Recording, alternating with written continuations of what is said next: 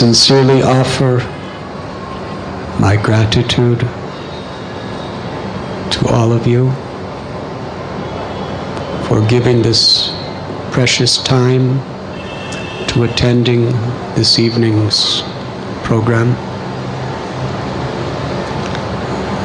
There are so many alternatives of how to spend our time in life. And this is very much which determines the destiny of each soul.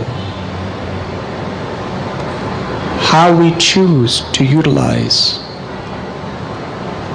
every precious moment we have.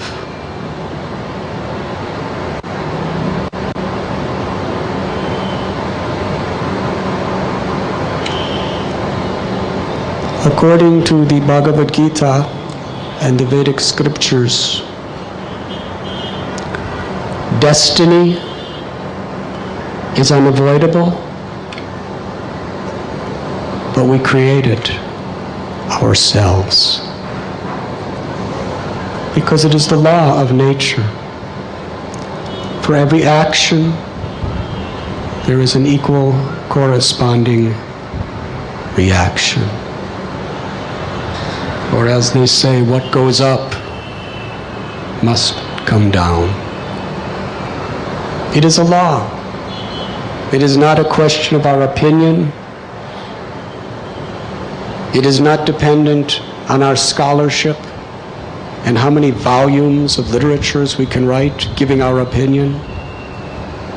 But it is a law of nature. For every action, there is an equal corresponding reaction. And subtler than this law applying to physics is on the platform of subtle material nature. The power of our thoughts, the power of our feelings, affects the world. What to speak of the power of our speech and actions? Human life is distinguished from the lower species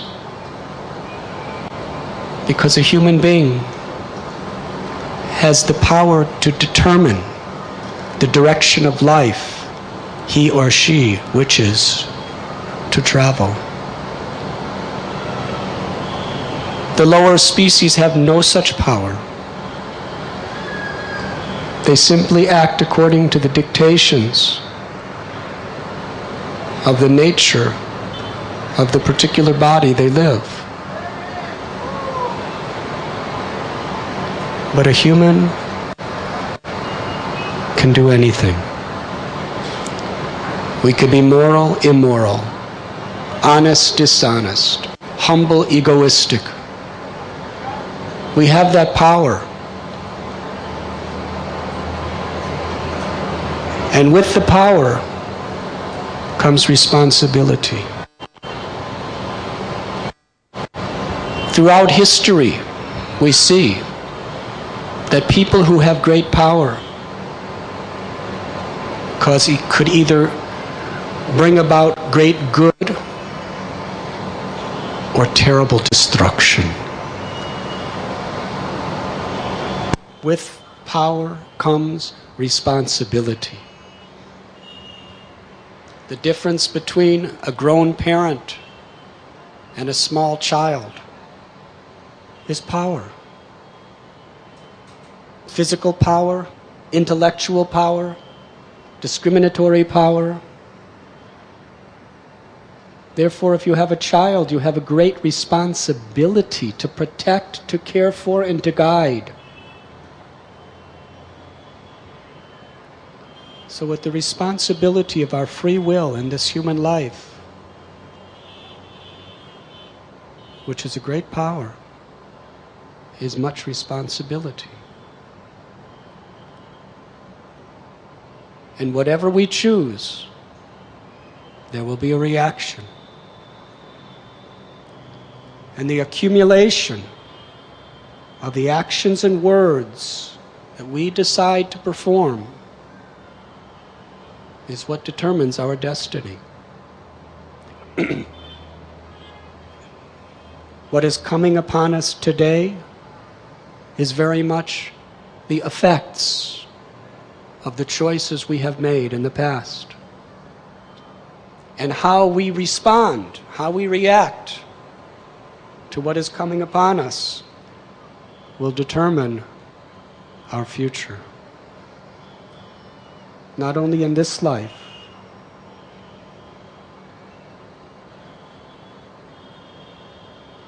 but in future lives as well.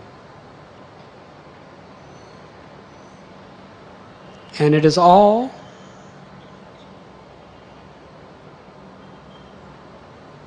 set in motion at every moment according to the choices we make. Life is so short. Sometimes it is said that youth is wasted on the young.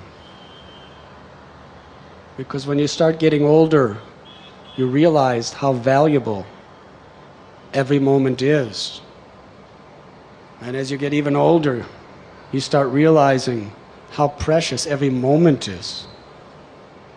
And as you get older, you realize how time is flying past us, and we can't hold on to it.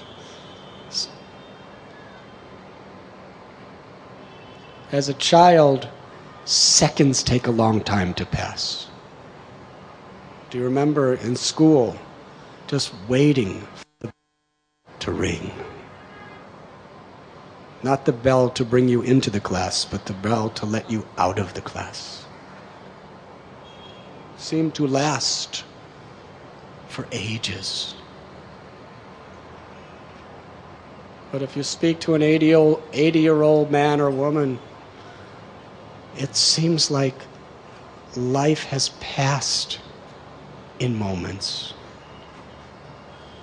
And factually, in the light of eternity, it has. Every moment is so precious. We're forming. We're either covering or uncovering the beauty of our own souls. Therefore, the Vedanta Sutra begins with the aphorism, Atato Brahma Jigyasa, that now that you have attained this precious human life, it is time to inquire into our true and eternal welfare. Who am I? Where am I going? Where am I coming from? Why is there suffering? What is real happiness? Who is God? And what is my relationship with that God? And what is my true relationship with all living beings? When we really, sincerely make an effort to understand these questions and act according to what will answer those questions, then the beauty of human life begins to blossom.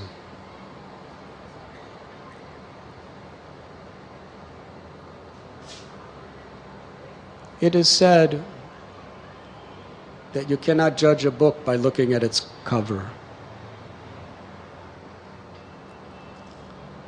One who has faith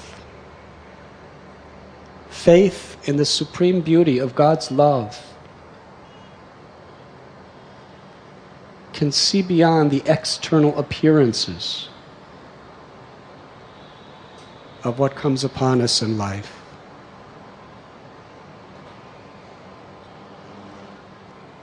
One who sees the invisible is a person who has a great future of success.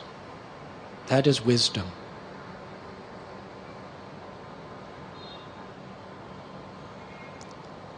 This afternoon, I was with about 50 devotees from London having a meeting. But first I'll tell you why I was late for that meeting.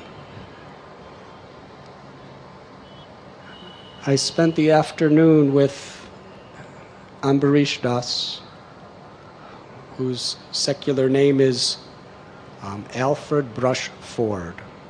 He's the great-grandson of Henry Ford, who really promoted the proliferation of automobiles through creating an assembly line. Wherever he goes, our friend, he can go to any television station, any newspaper, magazine, and just say, I'm Henry Ford's great-grandson, in any country in the world, and they'll be surrounding him with microphones and cameras. Just a few years ago, I was in Moscow,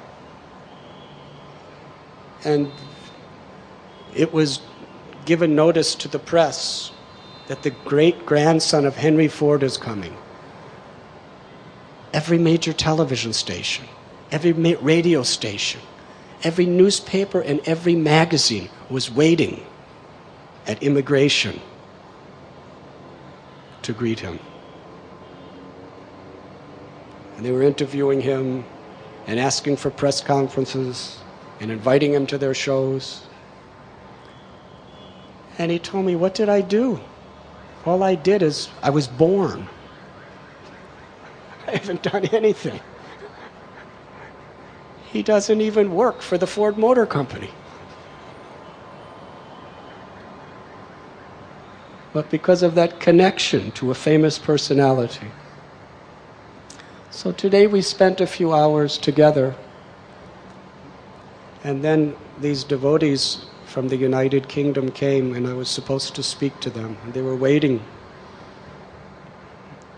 But I wanted to just show proper hospitality to my dear friend, so I went to the street to see him to his car. But because of intense Bombay traffic, which I'm sure all of you have experience of, his car couldn't get to the temple because it parked somewhere else. And his secretary and the driver were talking on cell phones. Where are you? I'm stuck in traffic. Well, where did you park? Around the block. It took almost 15 minutes for him to just round the corner to get to the temple. So we were waiting and waiting. And finally, do you want to hear this story? Okay. The car came, pulled to the side of the road. And there was car after car after car passing. He couldn't pull out of his parking place for almost another 10 minutes. And meanwhile, the London devotees are waiting in the garden, and I'm trying to see him off. And finally, there was a small gap in the traffic, and his car was just about to rush out. And Alfred Ford rolled down his window and looked at me and said, "It is all Henry Ford's fault."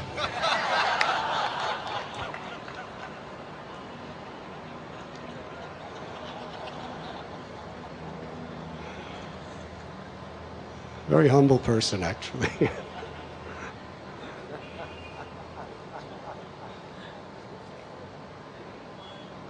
So I came in the garden, and I was thinking about these wonderful devotees in London. In the early 1970s,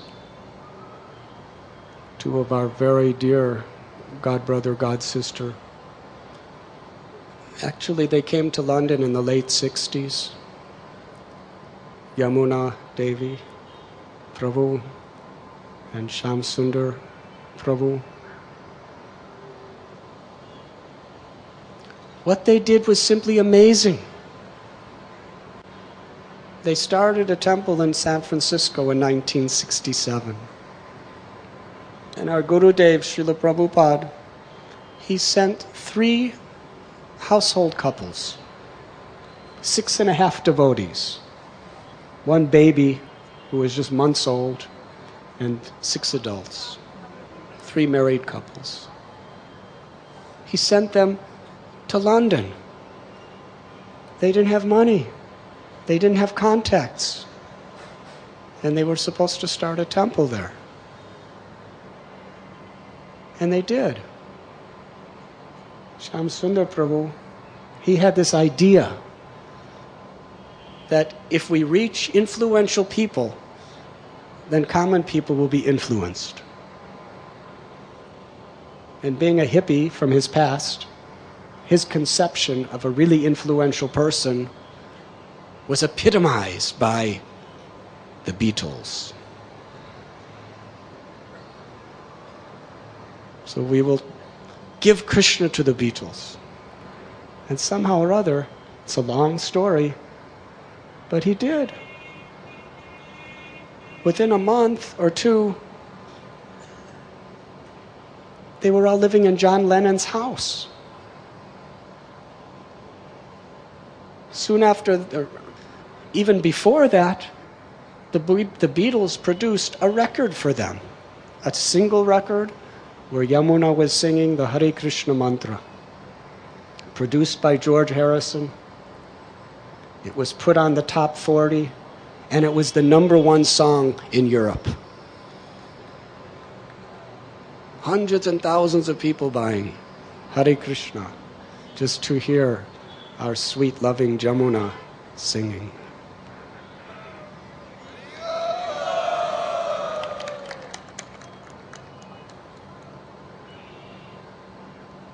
And then Shyam Sundar moved in a house with George Harrison.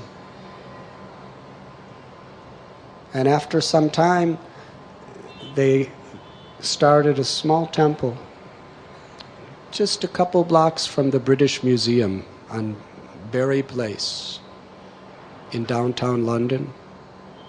Very nice building. But it was soon overcrowded. So many people. And Prabhupada, our Gurudev, saw what inconvenience such crowded facilities. He was feeling always Sarva Sukhetu Bhavantu. Let everyone be happy. So he asked, try to find a bigger place. But how to find a bigger place when they couldn't even pay for the small place that they were living in? So Shyam Sundar Prabhu discussed this with George Harrison, and he decided to buy a beautiful Victorian mansion in the countryside. And it was named Bhaktivedanta Manor. And Prabhupada made that estate the headquarters of the Hare Krishna movement for all of Europe, and spent so much time. But soon that was overcrowded. So they had to get another place. But anyways, these devotees I were meeting today were from Bhaktivedanta Manor. Many of them were of Indian origin. There are thousands and thousands of people who come to the temple and who are actively participating. For Janmashtami, for almost a couple months before the event, there's up to 800 volunteers working after work every night of the week, sometimes till midnight, just to prepare for the festival. Out of devotion. Now there was some complaints, and the government years ago decided to close Bhaktivedanta Manor from any public worship because it was creating traffic congestion in the villages, because there were thousands and thousands of people coming for festivals. And it was a law coming from the central government that worship was banned.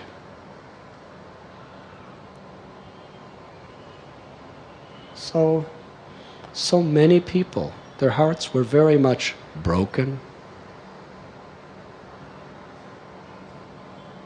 And they appealed the decision,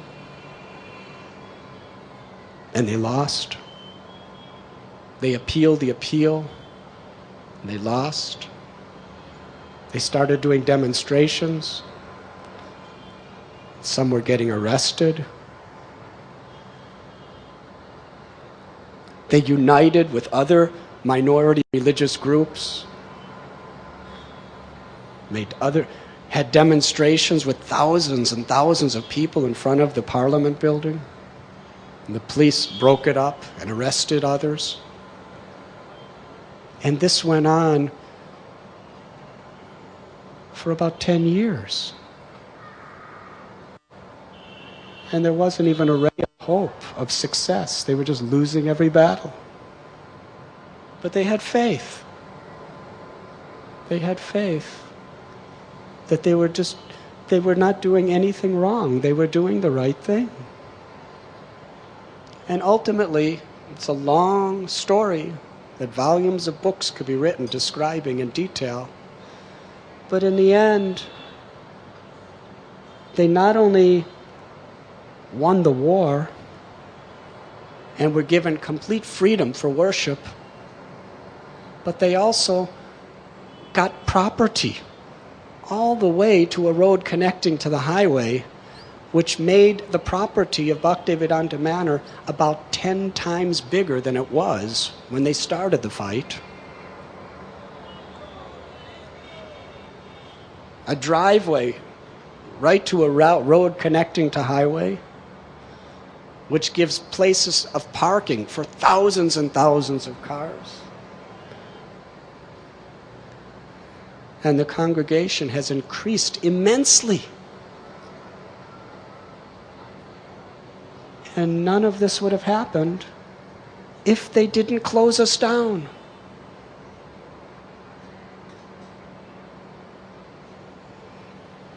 So when obstacles come in our lives, we should know that those obstacles are not bad, whatever they may be. They're bad if you perceive them as bad and act accordingly. But if we see the impediments that come in our life as opportunities to grow, opportunity to go deeper into our surrender to God, opportunities to more helplessly cry out for the Lord's help and chant His holy names.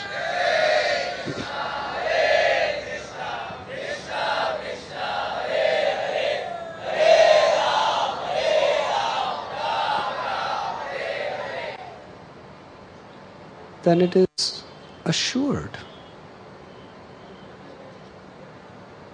Because success in life is not about some external accomplishment.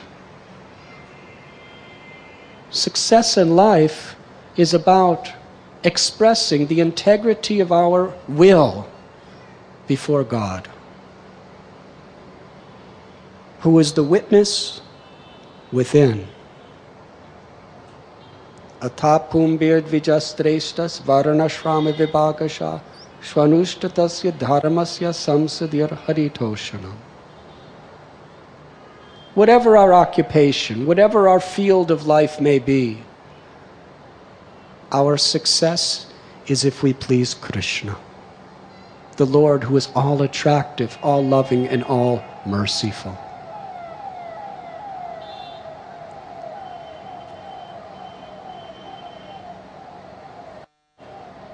Just recently, within our temple, we had a wonderful devotee who passed away from this world. Many of you knew him, Stoka Krishna Prabhu. his passing was beautiful.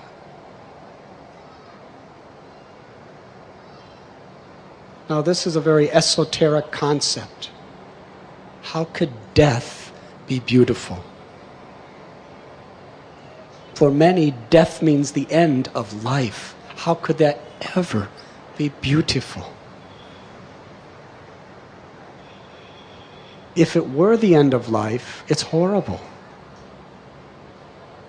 But life, we learn from all the great self-realized souls and all the great holy books, life is eternal. Bhagavad Gita tells, Najayate mriyate vakadachim. For the soul, the source of life, the animating power within us, the consciousness, there is no birth. There is no death. Nahanyate hanyamane sarire. It is not slain when the body is slain. Dehinosmin yatha dehe komaram yovaram jara tatha dehantara praptir dhiras tatra namuyate. As the soul is traveling through the various stages in this life, from childhood to youth to old age, in the same way the soul transmigrates at the time of death. And what is the overall consciousness? What is it that we accumulate the greatest attachment for in our life? That determines the journey of the soul after it departs from this body.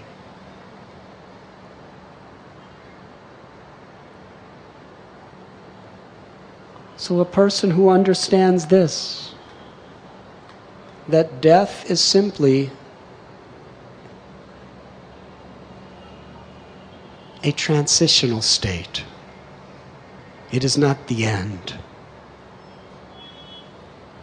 One who dies, one who gives up the body in a very elevated state of consciousness, it is beautiful. It is inevitable to everyone. But we have our choice, how we will live and how we will die. Stoka Krishna had cancer, incurable, fast deterioration. But he was always smiling. He was always grateful. He was happy. I spoke to him on the phone many times from the West, and he was always just thanking God for all the wonderful opportunities that the Lord gave him to serve in his life. He was not focusing on how little time he had to live and cursing in frustration. Rather, he was grateful from the core of his heart for every moment the Lord gave him the opportunity to serve, to be with the devotees, to hear the glories of the Lord, and to chant Krishna's names. It wasn't just a mental disposition. It was a realization. It was an experience. And even in that state, he was giving so much to others. Devotees simply loved to come to see him because of what they were receiving from him. And even though his body was becoming utterly emaciated, breaking to pieces, his organs just disintegrating, he maintained that same consciousness. I can tell you,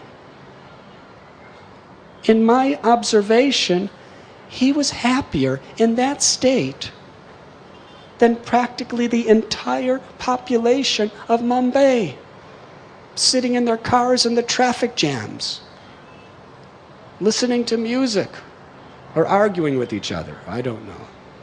Going to the nightlife, trying to somehow or other find someone to enjoy with something to enjoy, somehow or other, enjoy. But he was enjoying greater than them. He was paralyzed from his waist down, but he was happy. He was grateful. And he was immersed in devotion to Krishna, to the Lord. And he left the world in that state. It was beautiful.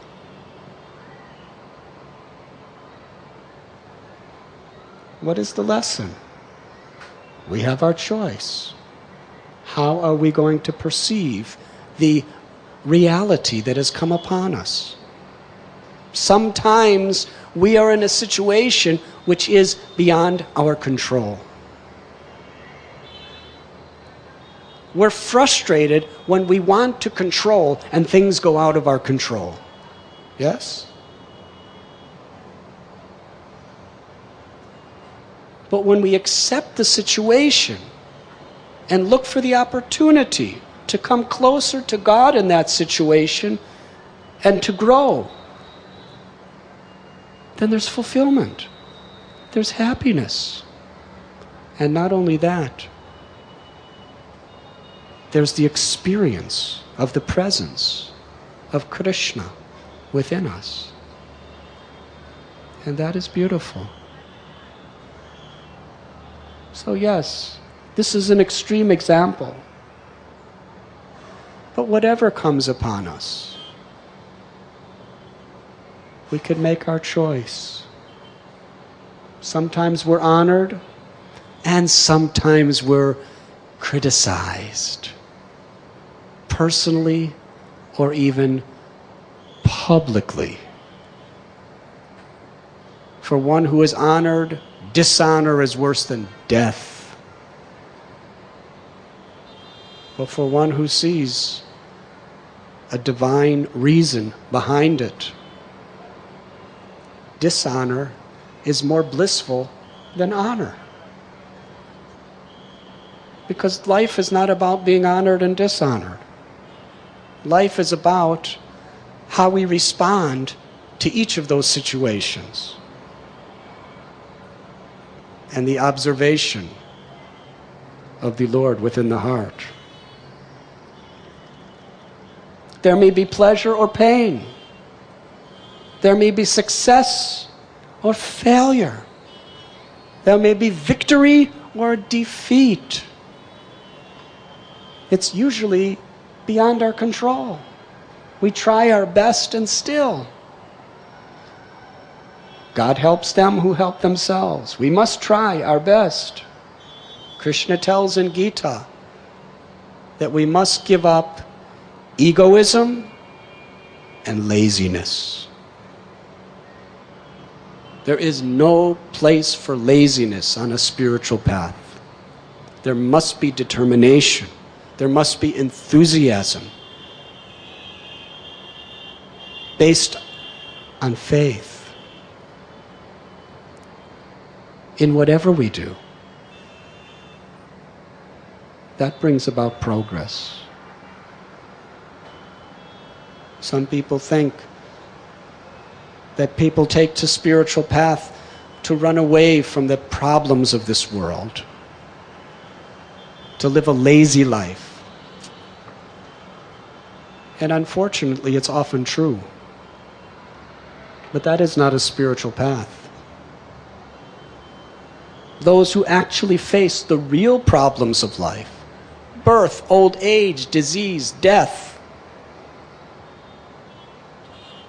forgetfulness of our relationship with God, and are enthusiastic, determined to perform our duties in this world for that purpose, to come closer to our essence and our source. That is spiritual. That is what Gita teaches.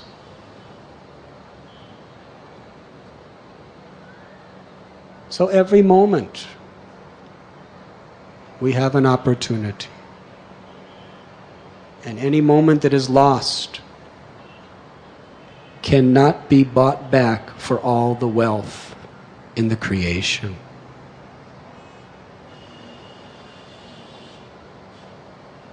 Any moment spent wisely in the service of the Lord is an eternal investment. And those who know modern business management, you are aware that how you manage your time is very critical. And it even more critical in our spiritual lives. How we manage our time. The decisions we make. Yes, a situation comes upon us. It may be just what we want, or it may be exactly what we despise the most. It might be just what we have feared will come upon us. We may be praised, we may be blamed, but will we respond with humility or false ego? Will we respond with anger and vengeance or compassion and forgiveness? Will we respond by giving up or by learning a good lesson and carrying on stronger than ever with greater determination? Will we respond by cursing God or thanking God? That is our choice.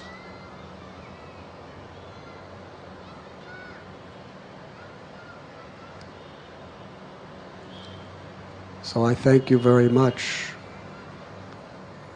Here in Mumbai, there are so many alternatives. In small villages, there aren't so many alternatives. If somebody is speaking from Bhagavad Gita in a village, everyone will come. Because there's just nothing else to do except sleep.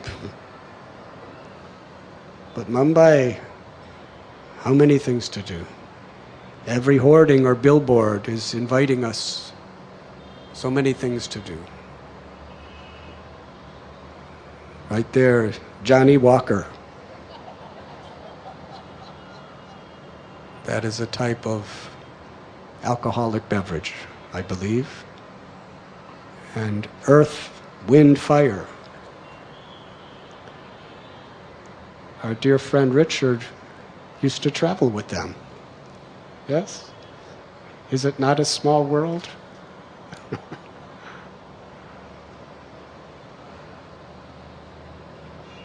Every hoarding, every shop, practically every person you meet is advertising their consciousness. In fact, Srila Prabhupada, he said that monks wear these types of robes just because people dress in such a way to advertise their consciousness. If a man or woman dresses in a very seductive way, they're expressing, their desire to attract your sensual feelings. If some people dress in a way to show people how wealthy they are or how beautiful they are. Well, traditionally in religions all over the world, monks cut their hair and wear these sloppy little clothes. Why? So that when people see you, whether they like it or not, they think, it's a man of God. Some people say, it's a man of God. And other people say, it's a man of God. But either way, they think of God. Haribo. We'll say some people will say, it's a Krishna. And other people will say, it's Krishna. But they're thinking of Krishna. So whatever we do in life, we're advertising in some way. By the way we talk, by the way we dress, by the car we drive, everything is some sort of an expression that affects other people's consciousness.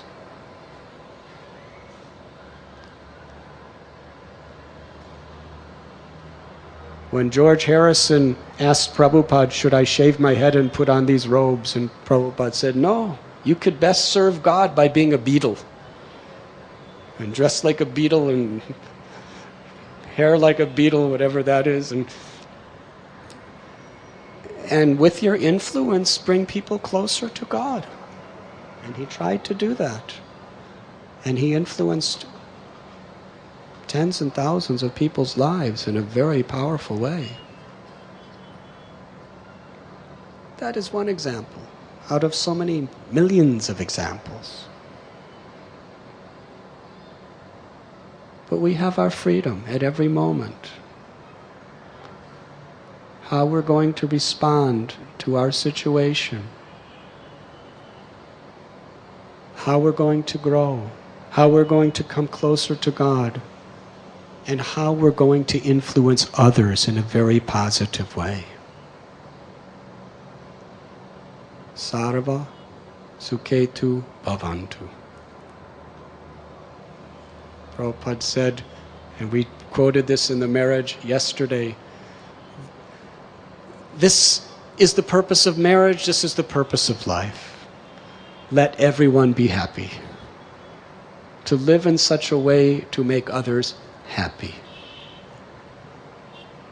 Happiness of the body, happiness of the mind, but especially the happiness of our eternal self, our soul, which rejoices in that connection to the all-attractive supreme object of everyone's love, the Supreme Lord, Govinda. In this age of Kali, it is proclaimed that this love for God, this blissful state of Satchit Ananda, is dormant within the heart of every living being. It is not an artificial imposition of the mind. It is not just adjusting the mind in such a way to see a certain way. The need to love, the joy of love, is our essence.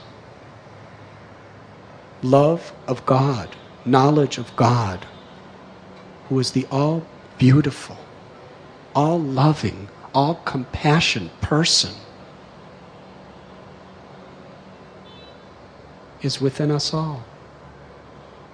It simply must be uncovered, like a treasure under the ground. Such great wealth must simply be uncovered from within. This chanting of God's name has the most amazingly effective power to awaken that love of God within us. When we were speaking at a youth festival just a few weeks ago, one student asked a question that, I am a scientist and I can only accept something as being substantial if it is scientifically proved. Can your religion be scientifically proved? Otherwise, I must reject it.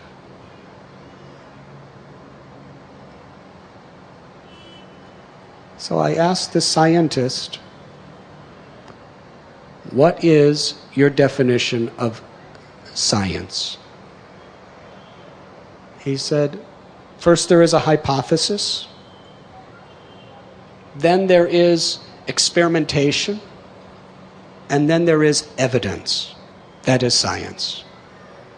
If anything conforms to those principles, it is science.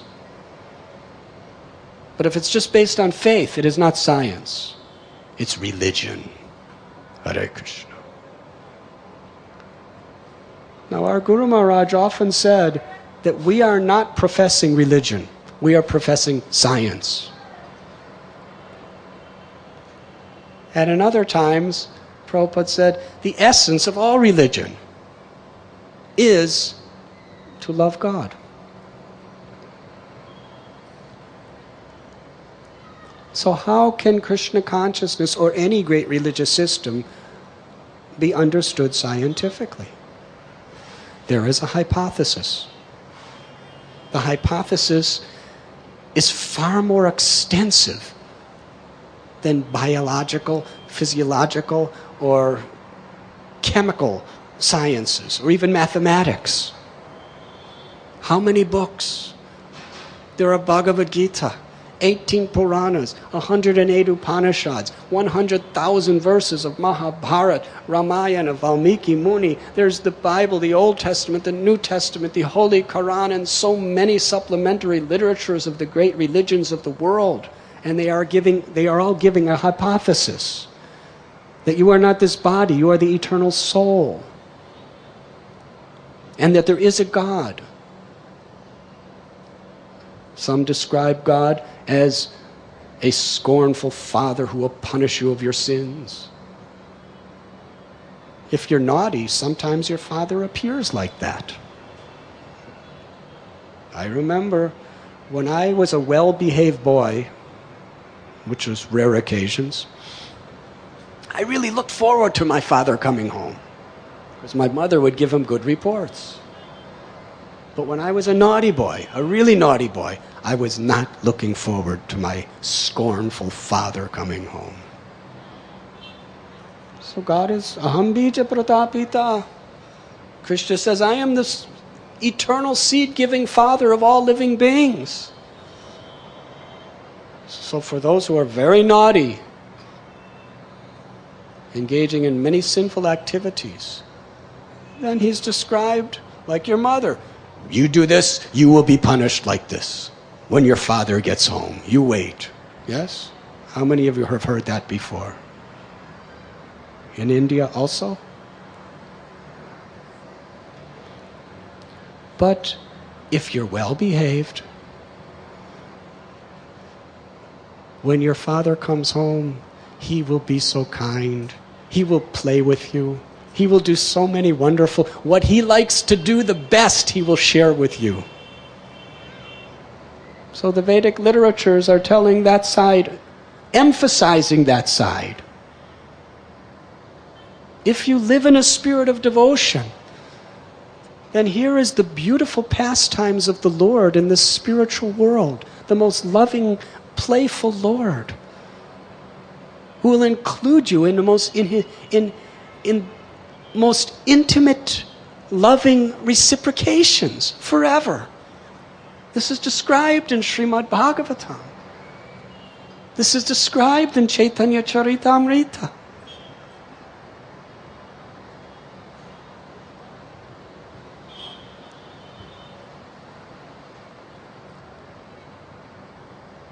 And that love for God is dormant within our heart.